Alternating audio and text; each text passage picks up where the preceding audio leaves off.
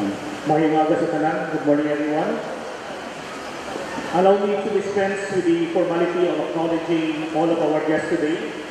Let me just especially acknowledge the presence of our keynote speaker, Secretary Fortunato de la Peña, Head Chair Prospero de Vera, Assistant Secretary Anthony Gerard Gonzalez, and Honorable Mayor Macario Rapulan.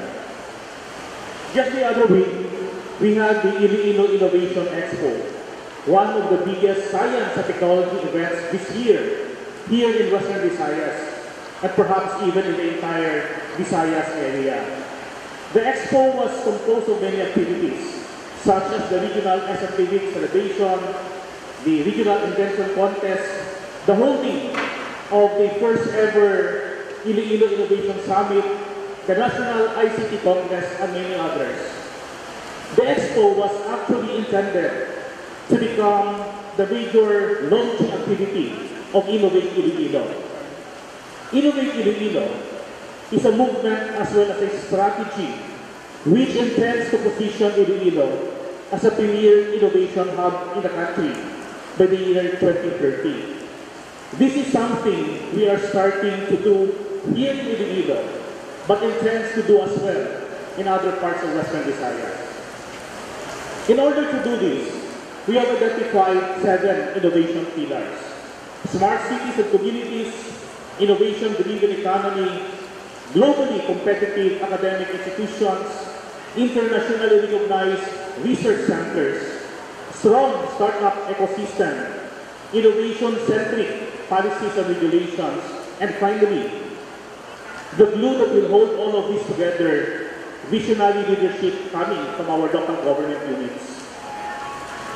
What we are launching today, the Regional Yarn Production and Innovation Center, or as being pronounced by Director Celia, RIPIC, is one of the many milestones towards our vision of being a premier innovation hub in the country.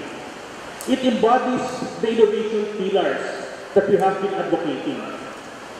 The RIPIC is a facility that will revitalize and enhance the competitiveness and sustainability of our local textile industry by producing yarns from our local resources, from bamboo to abaca to banana, pineapple. The possibilities are exciting.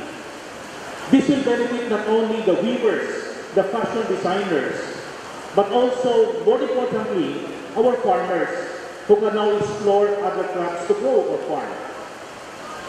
Aside from producing yarns to supply the requirements of our industry, the RIPIC will also be the test bed not only for product and process innovations, but even for social and business innovations.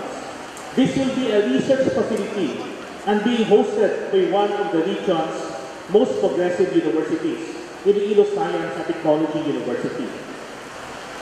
This center will enable ISAPU to eventually offer a degree program on textile technology, perhaps the first outside of Metro Manila. We have very exciting times ahead of us here at ISAPU because we are positioning ISAPU Mayakaw as our campus for the creative industry.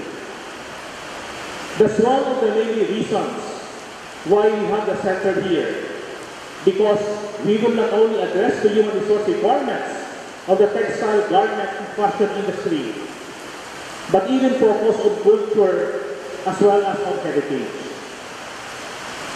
And of course, the visionary leadership of the local government, especially here in Mayakaw and in the province of Iloilo. As pointed out by Governor Defensor last night, he has only one strategy for attaining the development vision for Iloilo, and that is innovation. If you notice, Innovate Iloilo's vision is set to be achieved by 2030. If the year sounds familiar, it is because it is also the same target year for the attainment of targets under the United Nations Sustainable Development Goals. And again, if you look at the framework which the RIPIC is built, it is actually anchored on several sustainable goals. SDG 1, for example, no poverty. The project will alleviate poverty through livelihood and employment. SDG 4, quality education, particularly quality higher education. SDG 5, gender equality. The project empowers women to comply most of our papers. Of course, we have SDG 8, decent work and economic growth. SDG 9, industry, innovation, and infrastructure.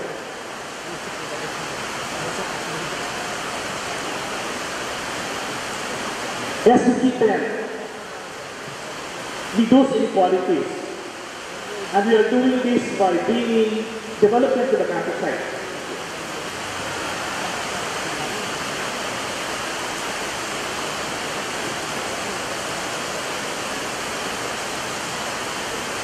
We are even addressing SDG number 12, responsible consumption and production, because we are seriously looking into the utilization of agri-waste as material for our fabrics and textiles.